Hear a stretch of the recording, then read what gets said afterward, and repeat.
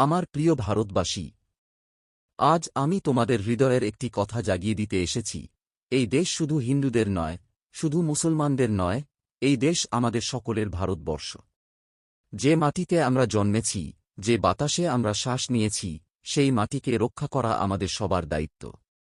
কিন্তু আজ কেউ কেউ চেষ্টা করছে আমাদের মনকে বিভক্ত করতে, ধর্মের নামে, জাতের নামে, ভাষার নামে। ভুলে যেও না ভাই, যেদিন ভারত স্বাধীনতার জন্য লড়েছিল, সেদিন হিন্দু মুসলমান একসাথে যুদ্ধক্ষেত্রে কাঁধে কাঁধ মিলিয়ে দাঁড়িয়েছিল। সেই ঐক্যই আমাদের শক্তি। যদি আমরা আবার বিভক্ত হই, তাহলে আমাদের জাতি দুর্বল হয়ে যাবে। শত্রু বাহিরে নয়, শত্রু সেই চিন্তাধারা, যা আমাদের পরস্পরের থেকে দূরে সরিয়ে দেয়। আমার আহ্বান, জাগো ভারতবাসী। ধর্ম নয়, মানবতা হবে আমাদের পরিচয়। রাজনীতি নয়, দেশপ্রেম হবে আমাদের পথপ্রদর্শক।